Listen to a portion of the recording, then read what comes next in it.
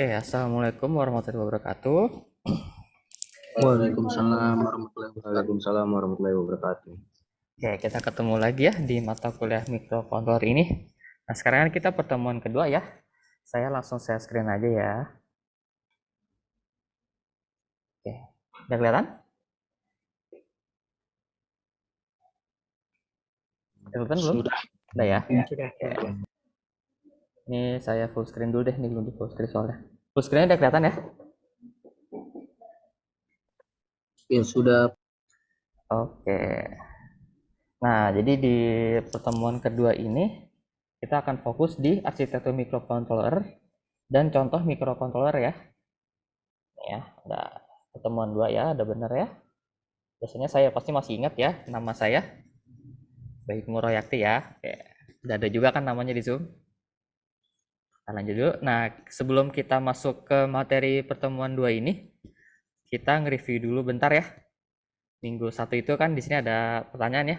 Apa itu microcontroller? Ada yang bisa jawab? Saya deh. Ya, Maulana ya. Microcontroller ya. Ya. Microcontroller itu kayak sebuah komputer kecil yang dikemas dalam bentuk IC atau integrated circuit gitu. Oke, alhamdulillah ada yang ingat ya. Bagus. Oke, langsung aja jawab yang kedua ya. Yang itu tadi udah benar jawabannya. Yang kedua adalah apa saja aplikasi microcontroller? Ada lagi yang bisa jawab? Aplikasinya. Aplikasinya itu ada Arduino. Oh, kalau Arduino itu kan microcontrollernya ya. Kalau aplikasinya itu lebih ke arah kayak semacam otomasi gitu ya. Kayak bikin pintu kebuka otomatis itu kan bisa juga pakai microcontroller ya.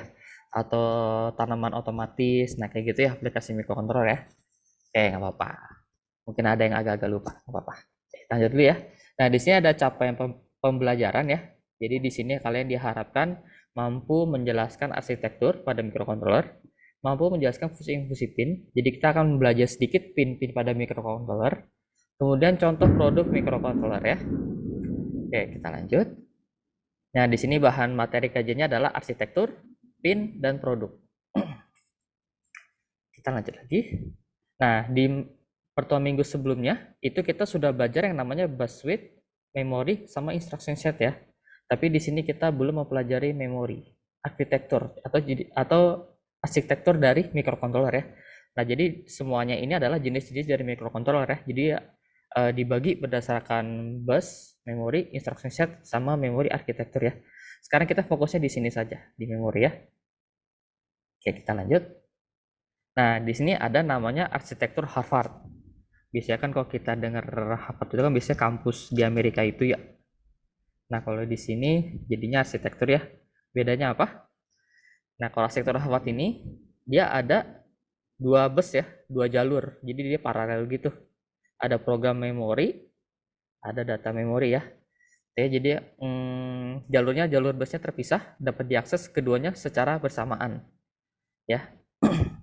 Itu dari arsitektur Harvard. Jadi secara umum tuh microcontroller itu ada program memori, ada data memori, ada CPU, ada input output portnya ya. Itu secara umumnya. Nah, ini spesifik secara Harvardnya ya. Nah, ini lanjutannya. Karena dua jalurnya terpisah, ini kan dipisah ya. Untuk memori ada jalurnya sendiri, untuk ke data memori ada jalurnya sendiri. Nah, jadi karena dia kompleks, ya biaya pengembangannya meningkat. Jadi biasanya microcontroller yang menganut arsitektur Harvard ini ya harganya biasanya lebih mahal ya, dan Harvard ini bisa digunakan untuk modern dan unit pemrosesan sinyal digital ya. Oke, di situ kita lanjut aja, ini nggak terlalu banyak kok untuk arsitekturnya. Nah, yang selanjutnya adalah arsitektur von Neumann atau Princeton ya. Beda ya, langsung kelihatan bedanya ya, dia langsung satu jalur. Nah, dia memori program code-nya sama datanya dia jadi satu, dia nggak dibagi paralel ya. Jadi kebalikannya dari si Harvard itu, yang jelas dari biaya itu tidak mahal ya kalau dibandingkan sama Harvard ya. Ya, tapi masalah harga pasnya saya juga belum tahu, nanti bisa kalian cek sendiri di internet ya. Nah, jadi di von Neumann ini mengakses data, mengambil instruksi ya. Dengan demikian, kedua operasi tidak dapat dilakukan pada waktu yang sama dan harus dijadwalkan. Jadi mungkin kalau dibandingkan dengan Harvard itu, von Neumann ini lebih lambat ya dibandingkan si Harvard ya. Tapi plusnya ini kan lebih murah ya. Lebih murah ya. Jadi nanti tergantung kalian mau milihnya yang mana aja nanti kalau seandainya ada praktek atau mungkin ada tugas akhirnya ya. Nah, lanjut di sini ada pin mapping. Di sini saya memakai contoh Atmega 328P PU ya. Oh iya, sebelum saya lanjut, untuk yang dari sampai sini sudah pada paham semua? Arsitektur? Paham, Pak. Oke, paham ya. Oke, sip. Kita lanjut ya. Nah, sekarang kita ke pin mapping. Nah, di sini saya memakai Atmega 328P PU. Nah, di sini di Atmega 328P PU ini ada port B, port C, port D ya. Dengan totalnya 23 pin. Sebenarnya untuk microcontroller ini beda-beda ya. Nggak apa macam-macam. Nggak cuma Atmega 328, ada banyak banget. Nah, di sini saya ngasih satu contoh aja karena biasanya satu microcontroller ini harusnya nggak beda jauh ya. Oke, kita lanjut dulu. Nah, ini ada port B. Port B itu maksudnya apa sih? Port B itu yang ini nih. Ini ada PB6, ada PB7, ada PB0, 1, 2, 3, 4, 5 ya. Biasanya nih ya, ini ada PB0, PB0 gitu buat counter 1, PB1, 2, 3 sebagai PWM ya. Pulse width modulation, nanti akan saya jelaskan lagi lebih lanjut. Kemudian ada PB3, PB4, PB5, PB2, ini jalur komunikasi ya, dan seterusnya ya. Ini PB6, PB7 juga sebagai sumber clock eksternal untuk timer ya. Kemudian lanjut kita ke port C. Port C itu yang mana? Ada PC0, PC1, PC2, PC3, PC4, PC5, PC6. Ada lagi nggak C lagi? Nggak ada ya. Oke, jadi untuk PC0 sampai PC5 itu punya data sebesar 8 bit. Jadi lumayan gede ya buat masukkan datanya. Kemudian di sini ada SDA dan STL. Dia termasuk port C juga. Digunakan untuk komunikasi dengan sensor atau device lain yang memiliki komunikasi data tipe. Oke, kira-kira untuk contoh sensor itu apa ya? Ada yang tahu nggak contoh sensor? Contoh sensor. Sensor yang I2C, SDA, SCL. Ya, Itu ada sensor cahaya yang BH1750. oke. Bagus deh, ada yang tahu ya. Jadi sensor itu sebenarnya ada macam-macam. Ada sensor cahaya, ada sensor suhu, ada sensor kelembaban tanah juga ada, sensor ultrasonik juga ada ya. Ada banyak sebenarnya. Oke, kita lanjut dulu. Nah, sekarang kita masuk ke port D ya. Ini ada port D, PD0, PD1, PD2, PD3, PD4, PD5, 6, 7 ya. Ada lagi nggak di kanan? Oke, nggak ada ya. Di sini ada TXD atau RXD. Jadi T ini biasanya transceiver, yang R ini receiver ya. Biasanya itu buat menerima dan mengeluarkan sinyal ya. Ya, TXD transceiver mengirimkan data, RXD itu receiver kebalikannya menerima ya. Kemudian ada interrupt, merupakan pin dengan fungsi khusus sebagai interupsi hardware. Interupsi biasanya digunakan sebagai selaan dari program ya, jadi kayak semacam delay gitu ya. Oke, kita lanjut. Nah, ini ada lanjutannya. Kemudian ada yang XCK dapat difungsikan sebagai sumber clock eksternal untuk USART ya. Kemudian T0 dan T1 sebagai counter eksternal juga, timer 1 dan counter 0, dan AIN 0 dan AIN 1 untuk masukkan input. Oke ya. Kita lanjut. Nah, ini ada pin tambahan. Di sini ada VCC, ada ground ya. Nah, ini sebenarnya kita nggak terlalu sering pakai ya untuk dua ini. Jadi kita fokusnya ke VCC sama ground aja. VCC itu berfungsi sebagai masukan satu daya. Sedangkan ground bukan ya pin ground ya. Nah, saya mau tanya lagi. Kalau seandainya suatu alat nggak ada VCC, apa yang akan terjadi? Ininya nggak ada, VCC-nya tuh nggak ada. Itu gimana? Tidak ada tegangan yang masuk. Nggak ada tegangan masuk berarti nggak bakal bisa nyala ya? Ya. Oke, seperti itu ya. Jadi apapun yang terjadi, semua pin microcontroller itu pasti ada VCC dan ground juga ya. Gunakan itu juga buat nerusin ya. Oke. Nah, ini adalah contoh produk yang menggunakan Atmega 328, yaitu Arduino ya. Oke, kita lanjut dulu. Nah, apa itu Arduino? Arduino adalah pengendali mikro single board yang bersifat open source dirancang untuk memudahkan penggunaan dan perancangan proyek elektronika dalam berbagai bidang. Hardware-nya kebanyakan menggunakan prosesor Atmel, AVR, dan software-nya memiliki bahasa pemrograman sendiri. Itu ya Arduino ya. Nah, yang mau saya tanya adalah, saya lanjutkan lagi. Nah, ini kan bersifat open source ya. Maksudnya open source itu apa? Open source itu maksudnya adalah, ya dia terbuka. Dia tidak ada yang rahasia-rahasiaan. Ada forumnya sendiri, dia ada problem solvingnya sendiri. Jadi kalau seandainya kalian ingin membuat tugas akhir menggunakan Arduino, itu gampang. Jadi kalau seandainya kalian bingung mau cara setting sensor suhu, ya udah tinggal googling aja. Sensor suhu Arduino itu udah ada semua di situ. Ya, itu salah satu kelebihannya ya, open source. Ini penting banget soalnya buat mahasiswa ya. Atau mungkin kalau kalian nanti kerja ini juga penting juga open source.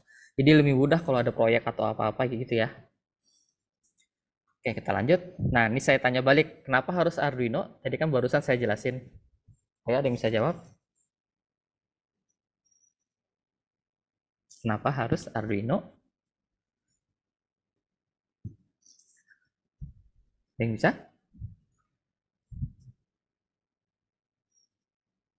Nggak ada? Mungkin kenapa harus Arduino, karena Arduino itu ya sebagai apa ya, alat misalnya itu untuk menghubungkan ke komponen-komponen yang lain Oke. dan source program juga. Oke, cukup bagus. Untuk jawabannya udah cukup bagus ya. Saya tambahkan lagi, yang biasanya Arduino ini dipakai karena harganya murah.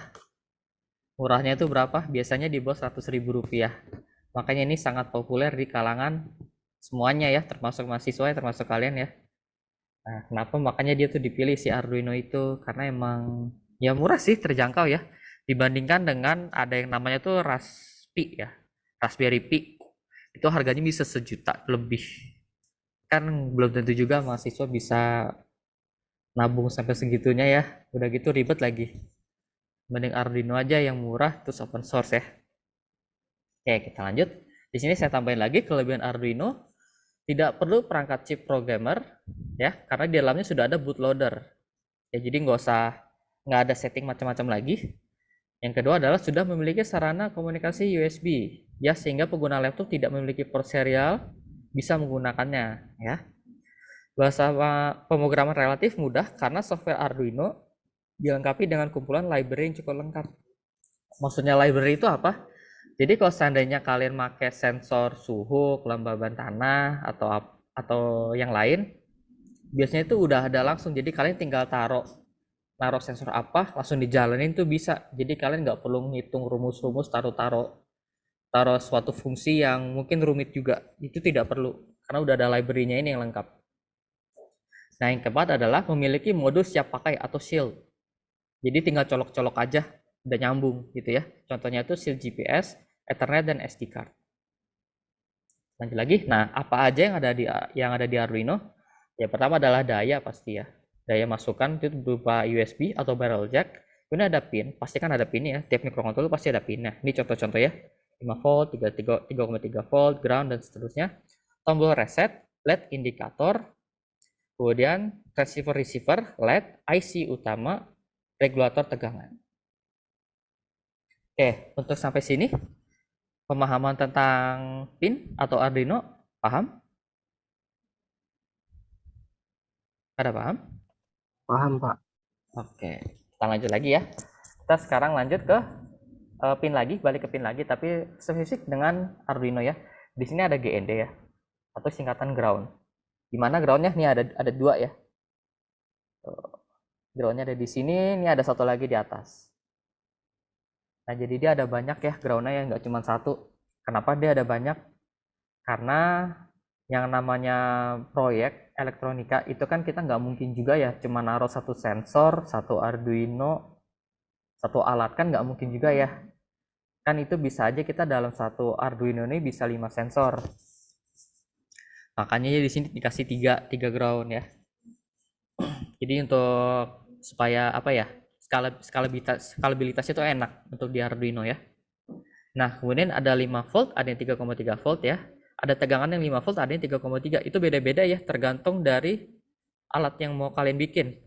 Jadi kalau seandainya 3,3 volt cukup, ya udah 3,3 aja, nggak usah pakai 5 volt. Itu sayang, dan belum tentu juga cocok buat 5 voltnya ya, atau 3,3 voltnya. Jadi harus dicari juga tegangan-tegangan listriknya yang dipakai ya. Oke, kita lanjut. Nah, di Arduino ini ada namanya pin analog. Yang mana aja nih, di sini semua ya, dia ngumpul. Ya. Biasanya analog pin itu digunakan untuk sensor yang analog. Sensor yang analog juga, contohnya sensor suhu. Ya. Walaupun dia tulisannya analog, tapi pas di microcontrollernya ini, di chipnya ini, dia akan di-convert ke nilai digital yang bisa kita baca ya. Itu. Oke, kita lanjut. Nah, di sini ada pin digital ya. Ini semua pin digital ya, dari atas kiri ini sampai atas kanan ini ya. Ya, dari 13 sampai 2 ini ya. Nah, pin yang dapat digunakan dua arah digital ya, untuk input digital dan output digital juga. Jadi bisa dua arah. Nggak cuma harus masukkan sensor doang, terus sudah masuknya di proses sini itu nggak juga. Jadi bisa sebagai keluaran juga. Contohnya seperti LCD. LCD itu kan nampilin gambar ya, nampilin tulisan atau apa ya. Nah, itu kan termasuk keluaran. Ya. Nah, di sini ada PWM juga. Nah, apa tuh PWM? Itu ada simbolnya nih ya. Ya. Yang kayak gini nih, kayak ombak gitu. Nah, ini simbolnya nih ya. Ada di 11, ada di 10, ada di 9, ada di 6, ada di 5, ada di 3. Oke. Nah, maksudnya apa tuh PWM? PWM ini, maksudnya PWM itu adalah dia dapat digunakan sebagai pin digital biasa, tapi juga dapat digunakan sebagai PWM. Maksudnya tuh apa PWM? PWM itu maksudnya pin yang analog itu bisa dianggap digital sama si dia. Jadi kayak tadi kan contohnya tuh sensor suhu itu kan katanya digital analog ya, apa pin analog ya. Nah, itu bisa dimasukin ke sini, nggak masalah harusnya ya, ke pin PWM itu ya. Nah, sebagai pin yang mampu mensimulasikan output dari analog ya. PWM bukan analog tapi hanya mampu mensimulasikan analog saja ya. Jadi enaknya itu ya, bisa apa mensimulasikan sinyal analog ya untuk si PWM ini. Oke, sampai sini bisa dipahami?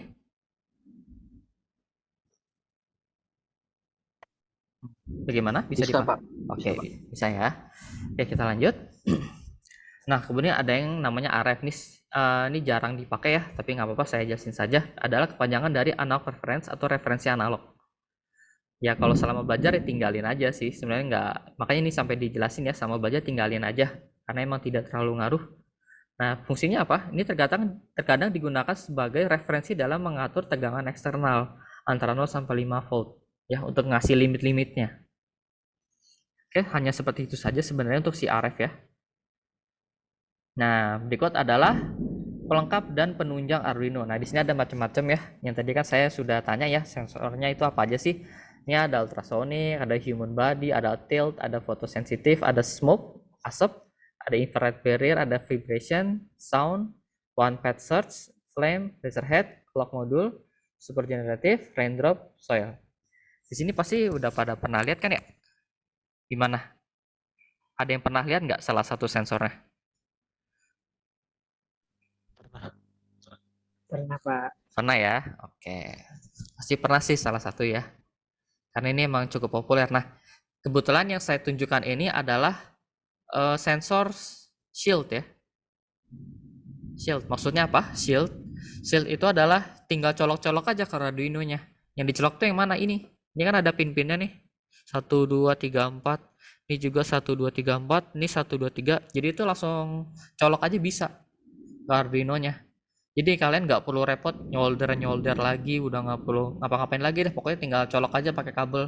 Entah itu pakai female to male, male to male, atau female to female gitu ya. Itu maksudnya adalah shield ya. Ini saya tunjukin adalah yang shieldnya. Sebenarnya ada juga sensor yang jadi kalau yang bukan shield itu dia hanya menunjukkan bulatannya ini doang nih contohnya ya. Bulatannya ini aja. Jadi kalian harus solder-solder lagi ke board lain baru dicolokin ke Arduino. Itu agak repot ya. Nah, Arduino juga ada banyak jenis-jenisnya. Di sini ada Arduino Uno, Leonardo, Mega, Lilipad, Mega lagi, ADK, Vio, Ethernet, Pro, BT, Nano, Mini, dan Pro Mini. Biasanya yang paling umum dipakai untuk mahasiswa yang waktu itu saya bimbing adalah ini ya, Arduino Uno ya, yang cukup banyak. Karena memang paling standar sih ya, standar Arduino tuh Arduino Uno biasanya. Nah, kalau untuk Arduino Nano atau Arduino Mini ini, biasanya ada fitur-fitur yang kurang, ada yang diambil fiturnya. Emang sih lebih murah, tapi ya fitur-fiturnya ada yang dikurangin juga. Makanya mahasiswa nyari aman tuh biasanya Arduino Uno. Gitu ya. Ada lagi yang sering dipakai juga, itu pakai Arduino Mega, cuman dia lebih mahal. Kelebihannya apa? Lebih banyak lagi fitur-fiturnya lagi, tapi harganya juga naik juga. Makanya itu tergantung dari proyek elektronika apa yang sedang kalian buat. Ini yang paling umum ya, Arduino Uno ya. Oke. Nah, di sini ada salah satu contoh proyek elektronika yang mahasiswa saya sudah buat. Judulnya adalah Purwarupa, penyiram tanaman, cabai, dan pengontrol suhu ruangan otomatis berbasis Arduino Uno. Nah, dia pakai Arduino Uno ya. Kira-kira sensor yang ada di sini tuh apa? Untuk di Arduino ini. Ada yang bisa jawab? Udah ada nih kodenya nih, sensornya nih. Ada yang bisa jawab? Itu biasanya sensor DHT 11. DHT ya, DHT kelembaban itu ya. Itu kan kalau di DHT itu kan nggak banyak yang ngerti ya takutnya. Jadi sebenarnya itu sensornya adalah sensor suhu dan kelembaban. Tidak ada ya jawabannya ya, langsung ada. Nah, jadi dia di sini nampilin hasil dari suhu dan hasil dari kelembabannya. Ya, cuman di sini mahasiswa saya agak kurang karena dia tidak menyediakan satuannya ya. Ini kan suhu cuma 33,30 ya. Tapi ini nggak tahu nih, ini Celsius atau Fahrenheit atau Kelvin ya. Ya, kekurangannya ada di situ. Jadi nanti si ini sebenarnya bisa ditampilkan satuannya gitu ya.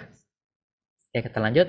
Yang kedua adalah Purwarupa, sistem parkir, gerbang masuk dan gerbang keluar dengan RFID. Ya. Nah, jadi ini mungkin agak sulit ya. Ini saya jelasin aja. Jadi di sini ada mobil ya, mobil masuk nih, ini mobilnya nih. Mobilnya. Nah, di sini dia pakai, kalau tidak salah dia memakai NFC. Di sini ada tag-nya dia. Ya, ini ada NFC tag-nya. Jadi dia di tag ke sini. Nanti di sini dia akan ngebuka nih. Ini kayak pembatasnya nih. Dia ngebuka gitu ya, kan tulisan stop ya. Ya, tulisan stop tadi ngebuka. Jadi tiap orang yang mau pakai di sini dia harus ngetap dulu. Tap NFC-nya. Dia ngebuka baru masuk. Nah, terus habis itu ngapain? Di sini dia nyatet nih, di sini ada catatan. Catatannya itu di sini ada parkir yang kosong, parkir yang sudah terisi, nanti dia ada semua nih di sini. Ada di sini semua. Nah, Arduino itu sebenarnya tidak hanya menampilkan saja ya.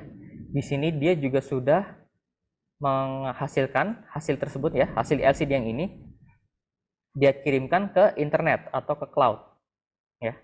Dia langsung ke cloud. Jadi bisa ke data.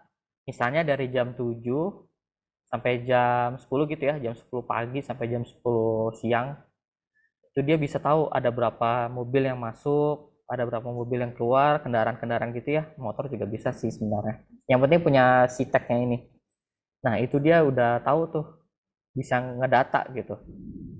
Gitu ya. Jadi itu salah satu contoh tugas akhir yang bisa dikerjakan ya. Mungkin untuk pengembangan selanjutnya kalau kalian mau bisa ditambahin nih kayak pencatatan uang. Kan kalau parkir itu kan nggak gratis juga ya. Ada bayar ya.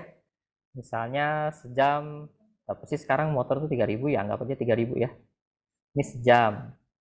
Terus misalnya selama 2 jam gitu bayarnya jadi 5.000. Nah, itu bisa dicatat. Ya. Kan itu bisa dicatat juga gitu loh.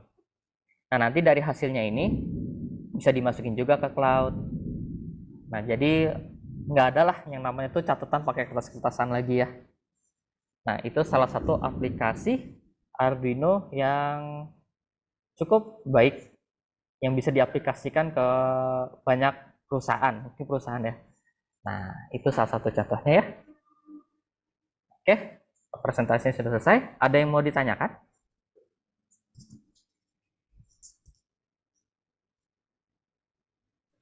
Sejauh ini belum ada, Pak. Tidak ada, Pak. Belum ada ya? Oke. Kalau nggak ada berarti ini udah pada paham semua ya? Udah paham? Pak mau tanya. Oke, ada yang mau nanya? Siapa? Saya Oke. sebenarnya kegunaan Arduino ini sama persis dengan Raspberry atau emang dasarnya emang udah beda? Kalau dibilang aplikasi Arduino ini sebenarnya luas banget sih. Itu dia dari yang sepele aja ya. Maksudnya sepele itu kayak cuma buka pintu otomatis tuh bisa. Sampai yang ribet banget kayak tadi nih yang barusan saya jelasin. Ini sistem parkir itu bisa. Sebenarnya apapun yang kalian pikirkan itu bisa di Arduino. Selama itu masuk logika ya. Itu aja. Jadi kalau kalian mau bikin sistem absen pakai NFC atau pakai RFID itu bisa juga, kan tinggal tag-tag doang.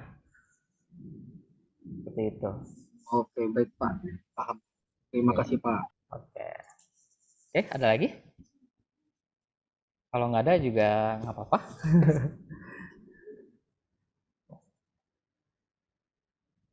Ada lagi? Tunggu ini. Cukup. Kayaknya cukup. Cukup ya? Oke, ya udah nggak apa-apa. Oke, kalau sudah cukup, saya anggap sudah paham semua ya. Kalau seandainya kalian mau mencari materi yang lebih mendalam lagi, silakan cari di internet, ada banyak, atau kalian mau hubungi saya langsung juga nggak apa-apa, saya ladenin. Oke, kalau tidak ada lagi, assalamualaikum warahmatullahi wabarakatuh. Waalaikumsalam. Waalaikumsalam warahmatullahi wabarakatuh. Terima kasih, Pak. Pak. Terima kasih. Makasih Pak.